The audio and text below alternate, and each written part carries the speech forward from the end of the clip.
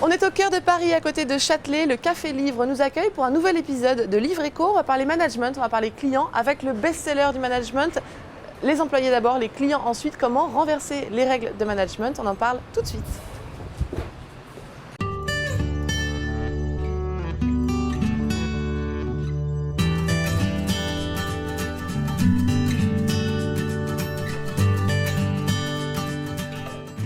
Bonjour Chris Connors, vous êtes à la tête de HCL Technologies pour la France et le Benelux. Bienvenue sur ce plateau. Bonjour. HCL Technologies, pour rappeler aux spectateurs, c'est un groupe indien, aujourd'hui leader mondial des services informatiques, 6 milliards de dollars de chiffre d'affaires en 2011, 90 000 collaborateurs, une croissance qui est aussi entre 25 et 27% chaque année. Vous représentez aujourd'hui sur ce plateau l'auteur. L'auteur, c'est Vinit Nayar. C'est donc le président d'HCL qui a écrit ce bouquin, Les employés d'abord, les clients ensuite, comment renverser les méthodes, les règles du management. Et on va en parler aujourd'hui. Donc pour resituer un petit peu le contexte, Vinit Nayar, c'est donc le fondateur de Comnet. En 2005, le PDG, le fondateur de HCL, vient le chercher et lui demande de prendre les rênes d'HCL Technologies. Donc Vinit Nayar se rend compte qu'il faut complètement bouleverser les méthodes de management, qu'il faut tout changer dans l'entreprise, il faut renverser l'organisation. Cet ouvrage fait un peu le bilan, cette démarche. Donc Vinit Nayar, il opte pour un ton très intimiste. On le suit dans cette évolution. Il partage ses doutes, il partage ses incertitudes, il nous raconte des anecdotes très personnelles, très imagées. À chaque fois qu'il entreprend une nouvelle méthode de management, il nous explique comment il est venu à cette réflexion. On a vraiment l'impression d'être avec lui et surtout on n'a vraiment pas l'impression d'être face à un manuel de management. Quel est votre sentiment ? Oui, je crois que vous avez raison. La dernière chose qu'il veut faire, c'est de créer l'idée que HCL a toutes les réponses, en fait, parce que ce n'est pas le cas. Ce qu'il a fait, il a construit une série d'expériences au sein d'HCL qui, avec du recul, pareil, qu'ils ont bien fonctionné au sein d'HCL. Mais à l'époque, ce n'était pas clair quels allaient être les résultats, en fait. Cette prise de conscience de la valeur du capital humain, c'est pas récent dans le management contemporain. Pourtant, cet ouvrage qui est devenu un best-seller en management, on a l'impression qu'il a révolutionné cette sphère dirigeante. Pourquoi, selon vous ? Parce que je crois que pour l'instant, on vit une double crise avec les manifestations qu'on a vues à Wall Street et à Londres récemment. Il y a clairement une manifestation de manque de confiance dans certains des grands, de la direction des grandes banques et ailleurs. Et ce qu'il fait Vinit dans son livre, c'est d'assurer que tout le monde comprend qu'à HCL, le salarié est vraiment dans le centre de tout ce qu'on fait. Et la manière dont il le fait, en fait, il a posé 3 questions. Première question, quel est notre business chez HCL? Le réponse, c'est, en fait, on essaie de créer de la valeur différenciée pour nos clients. Et au sein de HCL, deuxième question, qui c'est qui crée cette valeur-là? Et c'est clair que c'est les salariés. Et troisième question, si c'est les salariés qui créent la valeur au sein d'HCL, quel est le rôle du management au sein d'HCL?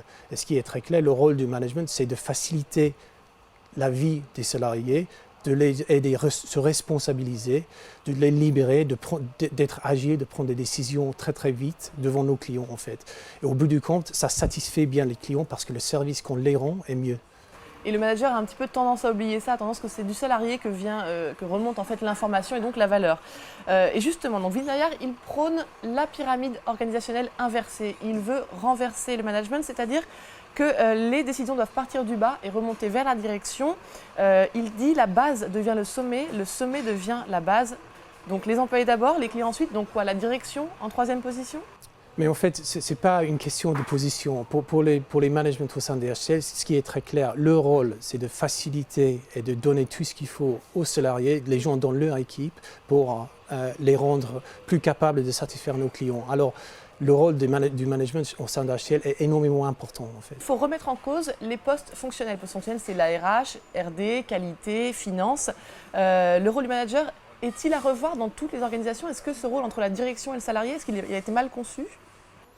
Je crois honnêtement que, en fait, et moi je tiens sur mes propres expériences, dans certaines entreprises, en tant que manager, souvent on se trouve en gérant les hiérarchies au-dessous de chez vous, en fait. Et ça, c'est en fait chez tampon entre le haut de la pile et le bas, en fait. Exactement. Et chez HCL, c'est complètement l'inverse. Alors, on passe notre temps au sein de HCL d'assurer que les équipes, les gens dans nos équipes ont tout ce qu'ils font pour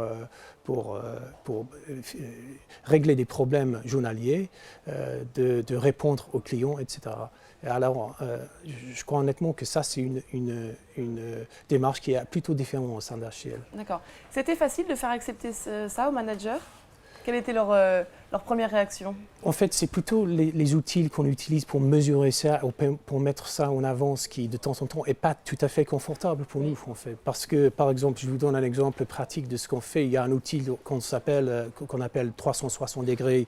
On l'utilise au sein de HCL, mais la différence, c'est que les gens qui répondent sont anonymes. En fait, c'est audité et c'est bien anonyme. Et deuxième, les résultats pour la direction HCL est publié sur l'intranet, qui veut dire que tout le monde peut voir les résultats des patrons au sein d'HCL. Donc c'est à la fois l'anonymat et la transparence qui permet de faire accepter ce bilan, enfin cet audit ? Oui, c'est bien ça. Et en fait, c'est encore un exemple de l'inversement de la pyramide structurelle, parce que la performance du manager, en ce qu'il fait pour assurer que ses équipes ont tout ce qu'il faut, est bien visible à tout le monde, en fait. Et ça, c'est ça ce qui est important.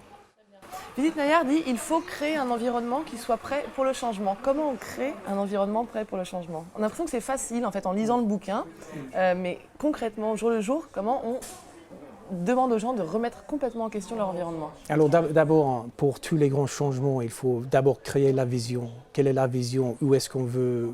Qu'est-ce qu'on veut créer ensemble ? Et c'est ça ce qu'il est arrivé à faire avec un grand succès au sein d'HCL. Est-ce qu'il est parvenu à faire adhérer les équipes à ce mouvement ? Oui, exactement. Il le fait. Et en fait, chaque année, il prend au moins 2 mois de l'année, on faisait un grand tour du monde et en parlant et partageant avec les salariés d'HCL, tout le monde à peu près, si possible. On appelle ça Directions au sein de HCL et ça déclare très clairement quelle est la stratégie pour les 12 et 36 mois à venir. Et il invite vraiment un discours ouvert entre lui et les salariés pour lui challenger et pour poser des questions là-dessus. On va dire c'est plus facile pour lui parce qu'il est l'instigateur du message, il est l'auteur du livre, il est le patron d'HCL. Mais pour vous, quand vous devez répliquer ces méthodes en France et au Benelux, vous devez vous faire porteur de ce message. Comment vous intégrez ce message et comment vous parvenez à le faire partager à vos équipes ? En fait, je crois que la philosophie de Vinit, il est surtout un pragmatiste en fait. Cette philosophie, c'est important pour lui parce qu'il pense que la performance d'HCL va améliorer en fonction de ça. Oui. Alors en fait, ceci étant, c'est très très facile à impliquer. Pour moi, en France Benelux, c'est très clair qu'il nous faut des gens qui sont énormément motivés, qui sont bien responsabilisés au sein de leur rôle, qui sont prêts à prendre des décisions avec une confiance et pas avec peur, qu'ils comprennent qu'il y a une confiance en eux. Et en fait, alors les principes derrière, employee first, salarié d'abord, client ensuite, sont très très faciles à appliquer. Est-ce que cette méthode, vous dites, elle est facile à appliquer ? Est-ce qu'elle est applicable à tout type d'entreprise, tout type d'activité et aussi dans tous les pays ? Je crois que oui, parce qu'en fait, c'est des valeurs humaines qui est dans le centre. Et dans l'édition française des salariés d'abord, en fait, c'est Bertrand Collomb qui a écrit la préface, en fait. Bertrand Collomb, qui est le président d'honneur de Lafarge et membre de l'Institut. Alors lui, il vient d'une activité industrielle.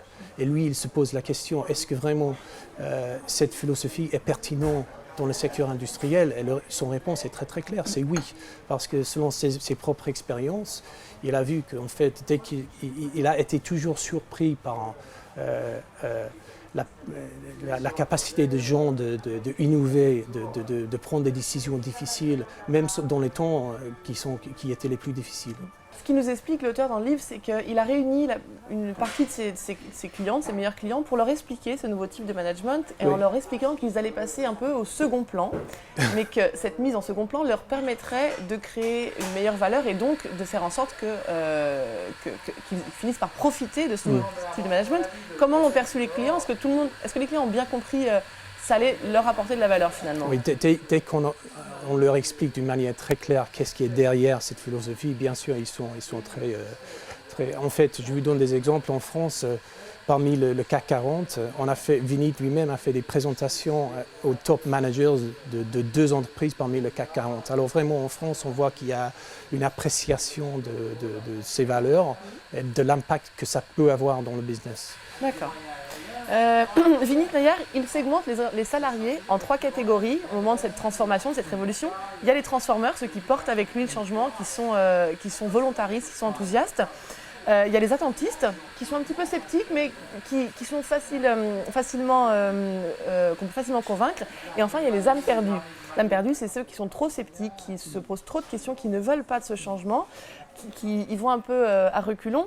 Comment les salariés ont-ils perçu cette segmentation? Est-ce qu'il y a eu un retour des salariés? Est-ce que certains se sont dit « je suis du côté des âmes perdues, qu'est-ce que je dois faire ?» Ouais, en fait, ce n'est pas une segmentation actuelle. Ce n'est pas comme si on répartit les gens dans 3 boîtes différentes. C'est plutôt de provoquer une vraie réflexion au sein des salariés, de voir eux-mêmes où ils se trouvent dans leur esprit par rapport à les changements et la stratégie d'HCL.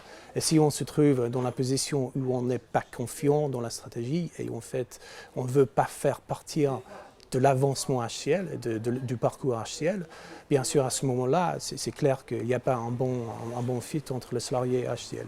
D'accord.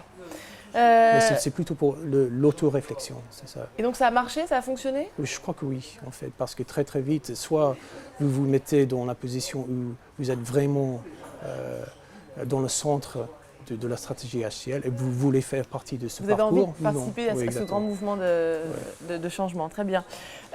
Donc Vinit Nayar, il prône entre autres la transparence, il veut que tous les résultats de toutes les équipes soient publics à l'ensemble des salariés de la boîte, que les résultats des managers soient publics, que les résultats des directeurs soient publics. Il y a quand même des risques avec cette grande transparence et notamment il y a un risque de concurrence, de compétition entre les équipes. Quand une équipe voit qu'une autre équipe fait meilleur qu'elle, ce type de management a été un peu décrié dans les années 2000 parce qu'il force un peu justement la compétition qui n'est pas toujours... elle peut être saine mais elle peut être un peu dangereuse pour les équipes. Quel est votre sentiment?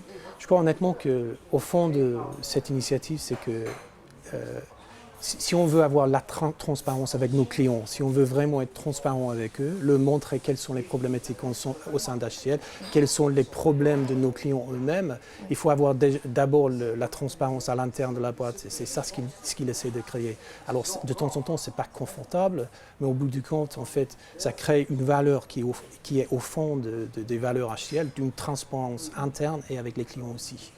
On a l'impression que c'est un peu un rêve enchanté, que tous les salariés, les managers, les directeurs ont été emportés par ce mouvement enthousiaste de changement, de révolution.